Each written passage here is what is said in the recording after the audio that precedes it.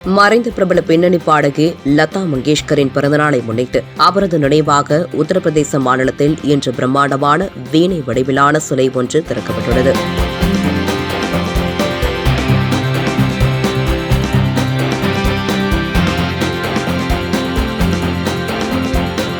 இந்தியாவில் மத்திய பிரதேச மாநிலத்தில் இந்தூர் நகரில் 1929ஆம் ஆண்டு பிறந்த பாடகி லதா மங்கேஷ்கர் பாடகராக மட்டும் அல்லாமல் இசையமைப்பாளர், தயாரிப்பாளர் மற்றும் அரசியல்வாதி என பன்முக திறமையாளராக செயல்பட்டு வந்தார். இதன்படி பாடகி லதா மங்கேஷ்கர் இந்தி, மராத்தி உள்ளிட்ட 35க்கும் மேற்பட்ட மொழிகளில் 75 ஆண்டுகளுக்கும் மேலாக பல்லாயிரக்கணக்கான பாடல்களை பாடி பல்வேறு சாதனைகளை புரிந்துள்ளார். தாதா சாஹேப் பால்கே விருது, பாரத ரத்னா, பத்ம விபூஷன், பத்ம பூஷன் போன்ற பல்வேறு விருதுகள் பாடகி லதா மங்கேஷ்கருக்கு வழங்கி கௌரவிக்கப்பட்டுள்ளது. இந்நிலையில் கொரோனா தொற்றால் பாதிக்கப்பட்ட பாடகி லதா மங்கேஷ்கர் கடந்த பிப்ரவரி மாதம் 6ஆம் தேதி தனது 92வது வயதில் மரணமடைந்தார். இவரது மரணம் இந்தியாவில் உள்ள இசை பிரியர்கள் மத்தியில் பேரிழப்பை ஏற்படுத்தியிருந்தது.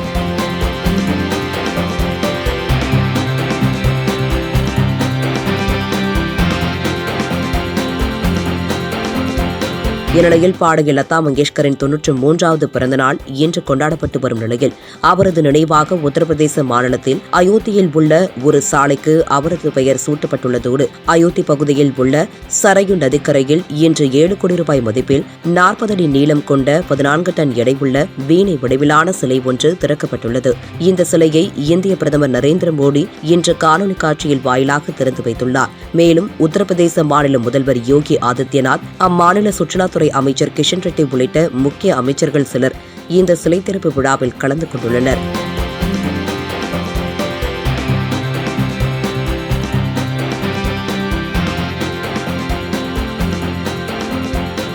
காணொலி காட்சியில் இந்திய பிரதமர் நரேந்திர மோடி மறைந்த பின்னணி பாடகி லதா மங்கேஷ்கர் குறித்து பேசியபோது, பின்னணி பாடகி சகோதரி லதா மங்கேஷ்கரின் பிறந்த நாளான இன்று எனது சார்பாகவும் இந்திய நாட்டு மக்கள் சார்பாகவும் அவருக்கு அஞ்சலி செலுத்துகிறேன். பாடகி லதா மங்கேஷ்கரின் நினைவாக அயோத்தியில் உள்ள ஒரு சாலைக்கு இன்று அவரது பெயர் சூட்டப்பட்டுள்ளது மகிழ்ச்சி. நான் பலமுறை பாடகி லதா மங்கேஷ்கருடன் உரையாற்றியுள்ளேன். அவர் என்னை சந்திக்கும் போதெல்லாம் அன்புடன் என்னிடம் பேசுவார் என்றும் மற்றும் பாடகி லதா மங்கேஷ்கரின் நினைவாக இசைக்கு அடையாளமாக இந்த வீணை வடிவிலான சிலை இன்று திறக்கப்பட்டுள்ளது என்றும் இந்திய பிரதமர் நரேந்திர மோடி தனது காணொலி காட்சியில் குறிப்பிட்டுள்ளார். மேலும் அயோத்தி பகுதியில் உள்ள சரையு நதிக்கரையில் மறைந்த பாடகி லதா மங்கேஷ்கரின் நினைவாக இன்று திறக்கப்பட்டுள்ள வீணை வடிவிலான சிலையில் சுவாமி சரஸ்வதி தேவியின் உருவப்படம் இடம்பெற்றுள்ளது குறிப்பிடத்தக்கது. नमस्कार। आज हम सबकी श्रद्धेय और स्नेह मूर्ति लता दीदी का जन्मदिन है। आज संयोग से नवरात्रि का तीसरा दिन मां चंद्रघंटा की साधना का पर्व भी है। कहते हैं कि कोई साधक साधिका जब कठोर साधना करता है तो मां चंद्रघंटा की कृपा से उसे दिव्य स्वरों की अनुभूति होती है। लता जी मां सरस्वती की एक ऐसी ही साधिका थी जिन्होंने पूरे विश्व को अपने दिव्य स्वरों से अभिभूत कर दिया। साधना लता जी ने की, वरदान हम सबको मिला। अयोध्या में लता मंगेशकर चौक पर स्थापित की गई मां सरस्वती की ये विशाल वीणा संगीत की उस साधना का प्रतीक बनेगी। मुझे बताया गया है कि चौक परिसर में सरोवर के प्रवाहमय जल में संगमरमर से बने 92 श्वेत कमल लता जी की जीवन अवधि को दर्शा रहे हैं। मैं इस अभिनव प्रयास के लिए योगी जी की सरकार का, अयोध्या विकास प्राधिकरण का और अयोध्या की जनता का हृदय से अभिनंदन करता हूं। इस अवसर पर मैं सभी देशवासियों की तरफ से भारत रत्न लता जी को भावभीनी श्रद्धांजलि देता हूं। मैं प्रभु श्री राम से कामना करता हूं उनके जीवन का जो लाभ हमें मिला, वही लाभ उनके सूरों के जरिए आने वाली पीढ़ियों को भी मिलता रहे। साथियों, लता दीदी के साथ जुड़ी हुई मेरी कितनी ही यादें हैं, कितनी ही भावुक और स्नेहिल स्मृतियां हैं। जब भी मेरी उनसे बात होती, उनकी वाणी की युग परिचित मिठास हर बार मुझे मंत्र मुग्ध कर देती थी। दीदी अक्सर मुझसे कहती थी, मनुष्य उम्र से नहीं कर्म से बड़ा होता है, और जो देश के लिए जितना ज्यादा करे वो उतना ही बड़ा है। मैं मानता हूं कि अयोध्या का ये लता मंगेशकर चौक और उनसे जुड़ी ऐसी सभी स्मृतियां हमें देश के प्रति कर्तव्य बोध का भी एहसास कराएगी।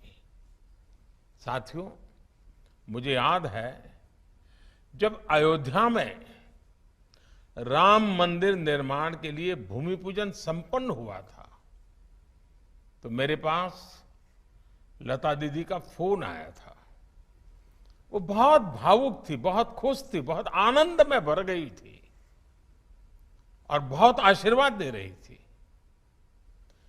उन्हें विश्वास नहीं हो रहा था कि आखिरकार राम मंदिर का निर्माण शुरू हो रहा है। आज मुझे लता दीदी का गाया वो भजन भी याद आ रहा है, मन की अयोध्या तब तक सूनी जब तक राम न आए। अयोध्या के भव्य मंदिर में श्री राम आने वाले हैं और उससे पहले करोड़ों लोगों में राम नाम की प्राण प्रतिष्ठा करने वाली लता दीदी का नाम अयोध्या शहर के साथ हमेशा के लिए स्थापित हो गया है। वहीं रामचरित मानस में कहा गया है, राम ते अधिक राम कर दासा, अर्थात राम जी के भक्त राम जी के भी पहले आते हैं। संभवतः इसलिए राम मंदिर के भव्य निर्माण के पहले उनकी आराधना करने वाली उनकी भक्त लता दीदी की स्मृति में बनाए चौक भी मंदिर से पहले ही बन गया है। साथियों, प्रभु राम तो हमारी सभ्यता के प्रतीक पुरुष है। राम हमारी नैतिकता के, हमारे मूल्यों, हमारी मर्यादा, हमारे कर्तव्य के जीवंत आदर्श हैं। अयोध्या से लेकर रामेश्वरम तक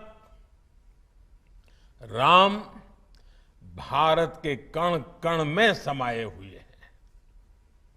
भगवान राम के आशीर्वाद से आज जिस तेज गति से भव्य राम मंदिर का निर्माण हो रहा है, उसकी तस्वीरें पूरे देश को रोमांचित कर रही है। ये अपनी विरासत पर गर्व, इसकी पुनः प्रतिष्ठा भी है और विकास का नया अध्याय भी है। मुझे खुशी है कि जिस जगह पर लता चौक विकसित किया गया है, वो अयोध्या में सांस्कृतिक महत्व के विभिन्न स्थानों को जोड़ने वाला प्रमुख स्थलों में से एक है। ये चौक राम की पैड़ी के समीप है और सरयू की पावन धारा भी उससे बहुत दूर नहीं है। लता दीदी के नाम पर चौक के निर्माण के लिए इससे बेहतर स्थान और क्या होता। जैसे अयोध्या ने इतने युगों बाद भी राम को हमारे मन में साकार रखा है, वैसे ही लता दीदी के भजनों ने हमारे अंतर मन को राममय बनाए रखा है। मानस का मंत्र श्री रामचंद्र कृपालु भजमन, हरण भव भय दारुणम, या फिर मीराबाई का पायो जी मैंने राम रतन धन पायो। अनगिनत ऐसे भजन, बापू का प्रिय भजन वैष्णव भजन हो, या फिर जन जन के मन में उतर चुका तुम आशा विश्वास हमारे राम, ऐसे मधुर गीत हो। लता जी की आवाज में इन्हें सुनकर अनेकों देशवासियों ने भगवान राम के दर्शन किए हैं। हमने लता दीदी के स्वरों की दैवीय मधुरता से राम के अलौकिक माधुर्य को अनुभव किया है। और साथियों, संगीत में ये प्रभाव केवल शब्दों और स्वरों से नहीं आता। ये प्रभाव तब आता है जब भजन गाने वाले में वो भावना हो, वो भक्ति हो, राम से वो नाता हो, राम के लिए वो समर्पण हो।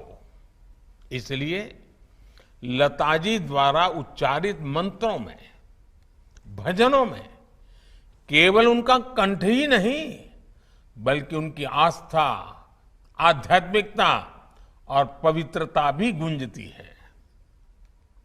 साथियों, लता दीदी की आवाज में आज भी वंदे मातरम का आह्वान सुनकर हमारी आंखों के सामने भारत माता का विराट स्वरूप नजर आने लगता है।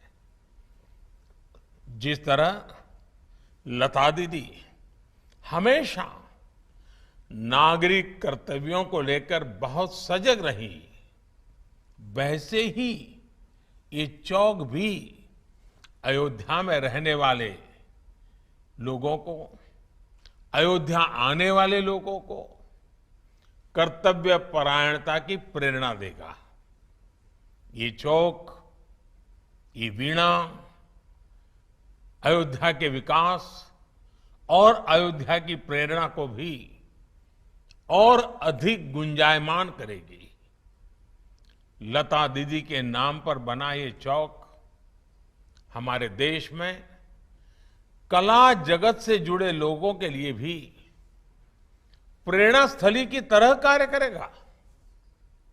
ये बताएगा कि भारत की जड़ों से जुड़े रहकर आधुनिकता की ओर बढ़ते हुए भारत की कला और संस्कृति को विश्व के कोने कोने तक पहुंचाना, ये भी हमारा कर्तव्य है।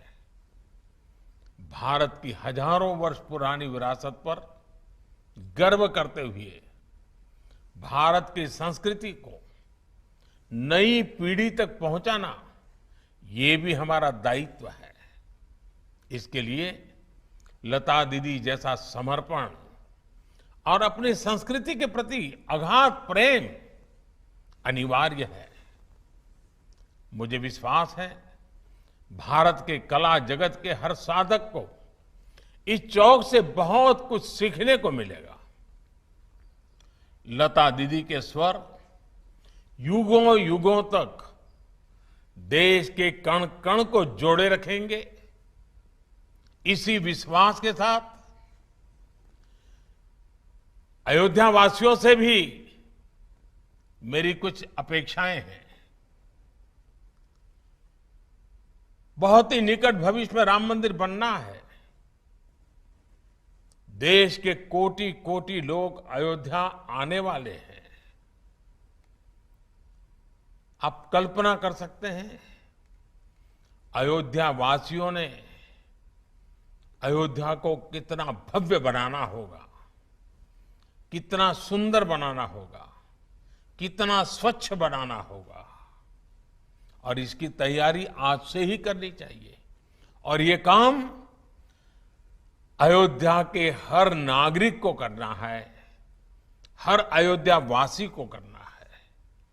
तभी जाकर के अयोध्या की आन बान शान, जब कोई भी यात्री आएगा तो राम मंदिर की श्रद्धा के साथ साथ अयोध्या की व्यवस्थाओं को, अयोध्या की भव्यता को, अयोध्या की मेहमान नवाजी को अनुभव करके जाएगा। मेरे अयोध्या के भाइयों बहनों, तैयारियां अभी से शुरू कर दीजिए। और लता दीदी का जन्मदिन हमेशा हमेशा के लिए प्रेरणा देता रहे। चलिए, बहुत सी बातें हो चुकी। आप सबको बहुत बहुत शुभकामनाएं। धन्यवाद।